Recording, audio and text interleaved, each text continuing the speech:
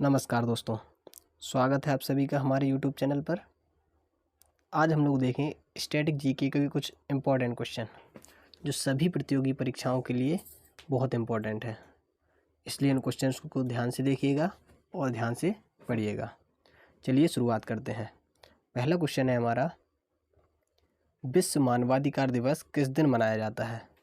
विश्व मानवाधिकार दिवस 10 दिसंबर को मनाया जाता है। ठीक है, चलिए अगला क्वेश्चन है, विश्व की पहली रोबोट कौन थी जिसे किसी देश की नागरिकता हासिल हुई? विश्व में ऐसी कौन सी पहली रोबोट है जिसे किसी भी देश की नागरिकता हासिल हुई? वह है सोफिया। ठीक है, चलिए अगला क्वेश्चन देखेंगे। महात्मा गांधी ने अपना पहला जनभाषण कहाँ दिया था? महात्मा गांधी ने अपना पहला जनभाषण वाराणसी में दिया था। ठीक है, चलिए अगला क्वेश्चन देखेंगे। डीआरडीओ द्वारा विकसित एक मल्टी बैरल रॉकेट सिस्टम है, उसका नाम क्या है? उसका नाम है पिनाका। अब देखेंगे ये पिनाका क्या है। पिनाका एक रॉकेट सिस्टम है मल्टी बैरल, यानी कि एक बार में 12 रॉकेट सिस्टम लॉन्च किए जा सकते हैं और ये रॉकेट 44 सेकंड के अंदर 12 के 12 लॉन्च किए जा सकते हैं। इसी को पिनाका कहते हैं। ठीक है, चलिए अगला क्वेश्चन देखेंगे। मानव विकास सूचकांक किसने विकसित किया था? यानी कि इसमें रैंक नहीं पूछी जा रही किसी भी देश की, इसमें ये पूछा जा रहा है कि मानव विकास सूचकांक है, इसकी शुरुआत किसने की थी, यानी कि इसको विकसित किसने किया था? इसको विकसित महबूब उल हक ने किया था। ठीक है, चलिए अगला क्वेश्चन देखते हैं। वर्ष 1905 से पहले ब्रिटिश भारत का सबसे बड़ा प्रांत कौन सा था? यानी कि 1905 में जब बंगाल विभाजन हो गया था, उसके पहले की बात हो रही कि 1905 से पहले ब्रिटिश शासन का भारत का सबसे बड़ा प्रांत कौन सा था? वह बंगाल था। लेकिन जब बंगाल विभाजन हो गया तो ये सबसे बड़ा प्रांत नहीं रहा फिर। अगला क्वेश्चन देखेंगे। भारतीय भूवैज्ञानिक सर्वेक्षण का मुख्यालय कहाँ स्थित है? भारतीय भूवैज्ञानिक सर्वेक्षण का मुख्यालय कोलकाता में स्थित है। अगला क्वेश्चन देखेंगे। डाक वितरण में तीव्रता लाने हेतु पिन कोड प्रणाली की शुरुआत कब हुई? यानी कि जो हमारा पिन कोड प्रणाली है, इसकी शुरुआत कब हुई थी? 15 अगस्त 1972 को हुई थी। ठीक है, चलिए अगला देखेंगे। यूएफओ का फुल फॉर्म क्या है? यूएफओ का फुल फॉर्म है अनआइडेंटिफाइड फाइट फ्लाइंग ऑब्जेक्ट। ठीक है, अगला क्वेश्चन देखेंगे। भारत में स्टॉक मार्केट का विनियमन के लिए कौन सी एजेंसी जिम्मेदार है? यानी कि स्टॉक मार्केट का संचालन कौन सी एजेंसी करती है? इसका संचालन सेबी करती है। सेबी को इंग्लिश में security exchange board of India कहते हैं। ठीक है, इसको हिंदी में भारतीय प्रतिभूति और विनिमय बोर्ड कहते हैं। इसकी स्थापना 1992 में की गई थी। ठीक है, चलिए अगला क्वेश्चन देखते हैं। चौरी चौरा घटना किस दिन घटी थी? चौरी चौरा घटना जो है 5 फरवरी 1922 के दिन घटी थी। ठीक है, 5 फरवरी 1922 को। इसी दिन गांधी जी ने इस घटना के चलते असहयोग आंदोलन को रोक दिया था, क्योंकि प्रदर्शनकारियों ने एक चौकी को जला दिया था जिसमें बहुत से पुलिसकर्मियों की मृत्यु हो गई थी। इस हिंसा को देखते हुए गांधी जी ने अपना असहयोग आंदोलन रोक दिया था। ठीक है, चलिए अगला क्वेश्चन देखते हैं। ब्रिटिश गवर्नर जनरल कौन था जिन्होंने भारत में रेलवे का शुभारंभ किया था? लॉर्ड डलहौजी, जिन्होंने भारत में रेलवे का शुभारंभ किया था। इन्होंने पहली ट्रेन भारत में 1853 में चलाई थी, जो बम्बई से ठाणे के बीच चलाई गई थी। ठीक है, चलिए अगला क्वेश्चन देखते हैं। भारत में स्थित जवाहरलाल नेहरू बंदरगाह कहाँ स्थित है? मुंबई, महाराष्ट्र में। ठीक है, चलिए अगला क्वेश्चन देखते हैं। भारत में केंद्र शासित प्रदेशों की संख्या कितनी है? भारत में केंद्र शासित प्रदेश 8 हैं और 28 राज्य हैं। पहले केंद्र शासित राज्य, अगला क्वेश्चन देखेंगे, सॉरी। छत्तीसगढ़ राज्य की स्थापना किस वर्ष हुई थी? छत्तीसगढ़ राज्य की स्थापना 1 नवंबर सन 2000 को हुई थी। अगला क्वेश्चन देखेंगे, भारत में स्थित कांडला बंदरगाह किस राज्य में स्थित है? कांडला बंदरगाह गुजरात राज्य में स्थित है। अगला क्वेश्चन देखेंगे, बाबा साहब अम्बेडकर अंतर्राष्ट्रीय हवाई अड्डा कहाँ स्थित है? यह नागपुर में है और नागपुर महाराष्ट्र में है। ठीक है, चलिए अगला क्वेश्चन देखेंगे, भारत में प्रोजेक्ट टाइगर की शुरुआत कब की गई थी? प्रोजेक्ट टाइगर की शुरुआत भारत में 7 अप्रैल 1973 को की गई थी। अगला क्वेश्चन देखेंगे, विश्व की सबसे ऊंची चोटी कौन सी है? पर्वत चोटी। माउंट एवरेस्ट जो है भारत की यानी विश्व की सबसे ऊंची पर्वत चोटी है, माउंट एवरेस्ट है। ठीक है, चलिए अगला क्वेश्चन देखेंगे, हिमाचल प्रदेश का स्थापना कब किया गया था? यानी कि हिमाचल प्रदेश जो राज्य है उसकी स्थापना कब की गई थी? 25 जनवरी 1971 को इसकी स्थापना की गई थी। अगला क्वेश्चन देखेंगे, पौधों को सबसे अधिक जल किस प्रकार की मृदा से प्राप्त होता है? चिकनी मृदा से पौधों को सबसे अधिक जल प्राप्त होता है। अगला क्वेश्चन देखेंगे, झीलों की नगरी किस शहर को कहा जाता है? झीलों की नगरी उदयपुर को कहा जाता है। ठीक है, चलिए अगला क्वेश्चन देखते हैं, अल्पना भारत के किस राज्य की प्रमुख लोक कला शैली है? अल्पना जो पश्चिम बंगाल की है। कहाँ की लोक कला शैली है? पश्चिम बंगाल की। चलिए अगला क्वेश्चन देखेंगे, भारत किस महाद्वीप में स्थित है? भारत एशिया महाद्वीप में स्थित है, जो कि एशिया महाद्वीप के दक्षिण में स्थित है। ठीक है, चलिए अगला क्वेश्चन देखते हैं, प्रसिद्ध गोपीनाथ बारदुलाई हवाई अड्डा कहाँ स्थित है?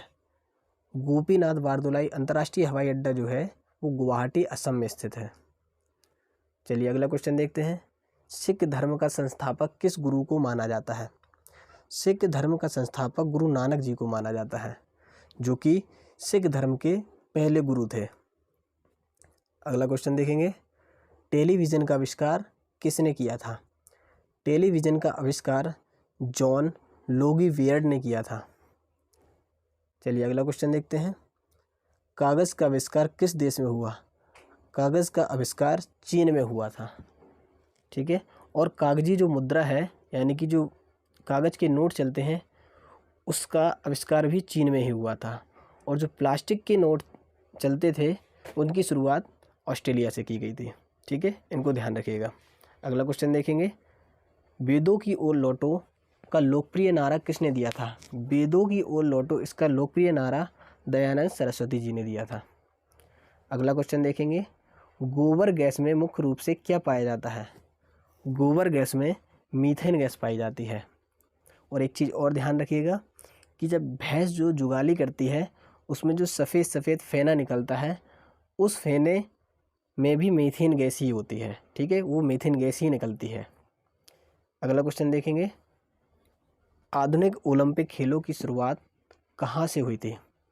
आधुनिक ओलंपिक खेल जो है एथेंस यूनान से शुरू हुए थे, जो 1896 में शुरुआत किए गए थे। ठीक है, चलिए अगला क्वेश्चन देखेंगे, हिंदी दिवस कब मनाया जाता है? हिंदी दिवस 14 सितंबर को मनाया जाता है। अगला क्वेश्चन देखेंगे, किस देश की स्थल सीमा सर्वाधिक देशों के साथ मिलती है?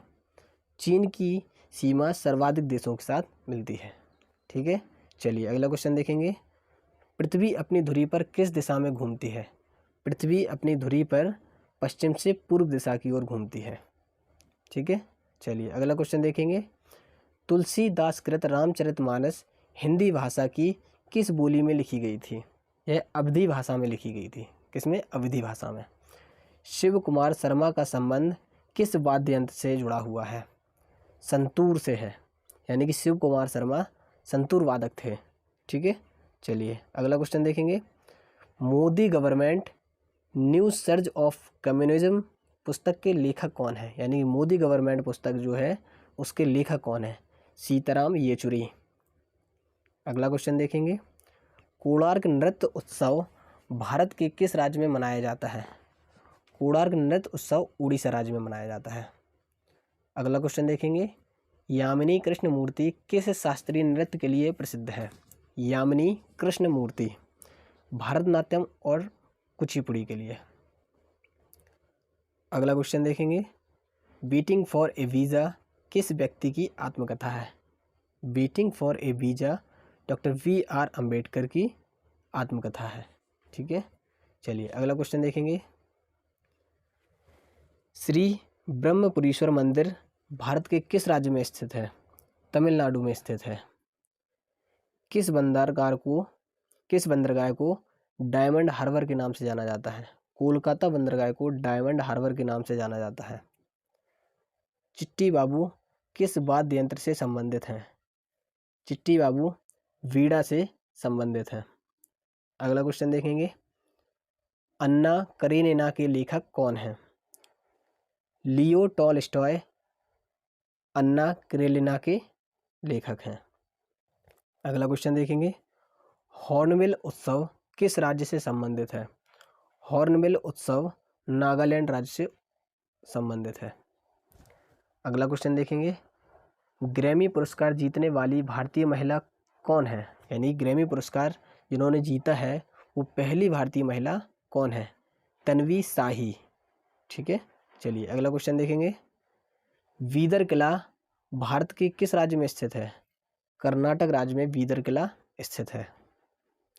अगला क्वेश्चन देखेंगे, पंडित राम नारायण किस वाद्य यंत्र से जुड़े थे?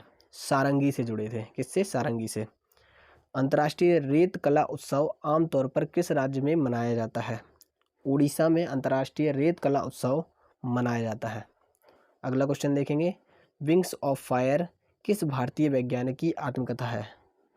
विंग्स ऑफ फायर पूर्व राष्ट्रपति डॉक्टर APJ अब्दुल कलाम की आत्मकथा है। असम का अम्बुबाची त्यौहार हर साल किस महीने में मनाया जाता है? असम का अम्बुबाची त्यौहार जून महीने में मनाया जाता है। वंदे मातरम स्रोत गान के लेखक कौन है? यानी कि किसने लिखा था? बंकिम चंद्र चटर्जी ने वंदे मातरम लिखा था। फीफा के अनुसार गोल पोस्ट की ऊंचाई कितनी होती है? 8 फुट फीफा के अनुसार गोल पोस्ट की ऊंचाई होती है। अगला क्वेश्चन देखेंगे, द लीजेंड ऑफ लक्ष्मी प्रसाद पुस्तक के लेखक कौन है? द लीजेंड ऑफ लक्ष्मी प्रसाद ट्विंकल खन्ना। अगला क्वेश्चन देखेंगे, TH विनायक राम का संबंध किस वाद्य यंत्र से है? घटम वाद्य यंत्र से। अगला क्वेश्चन देखेंगे, courage of conviction and autobiography किस व्यक्ति की आत्मकथा है? VK सिंह की है। सलसेह त्यौहार किस राज्य में मनाया जाता है? सलसेह त्यौहार बिहार राज्य में मनाया जाता है। तमिलनाडु समरदेव मुरुगन की पूजा समारोह के दौरान भक्तों द्वारा कौन सा नृत्य प्रस्तुत किया जाता है? यानी कि मुरुगन देवता की जो पूजा की जाती है वो कावड़ी अट्टम ये नृत्य है। नृत्य का नाम क्या है? कावड़ी अट्टम। भारत का राष्ट्रीय खेल दिवस किस दिन मनाया जाता है? 29 अगस्त को, यानी कि मेजर ध्यानचंद्र के जन्म दिवस पर राष्ट्रीय खेल दिवस मनाया जाता है 29 अगस्त को। लाहो किस राज्य का लोक नृत्य है? लाहो मेघालय का लोक नृत्य है। ये कुछ 60 बहुत ही इम्पोर्टेंट स्टैटिक जीके के क्वेश्चन थे जो बहुत ही इम्पोर्टेंट है, जो सभी प्रतियोगी परीक्षाओं वनडे एग्ज़ाम के लिए तो ख़ास तौर पर बहुत ही इम्पोर्टेंट है। ठीक है, इसलिए इनको ध्यान से देखिएगा और पढ़िएगा। और अगर आप चैनल पर नए हैं तो चैनल को लाइक शेयर सब्सक्राइब ज़रूर करें। और अगर आपको क्वेश्चंस अच्छे लगे हों तो डेली हम इसी चैनल पर इसी प्रकार के स्टैटिक जीके के क्वेश्चन की क्लास लाते हैं, तो आप डेली इसको ज़रूर देखिएगा, जिससे आने वाले एग्ज़ाम में आपको इसका फ़ायदा मिल सके। धन्यवाद।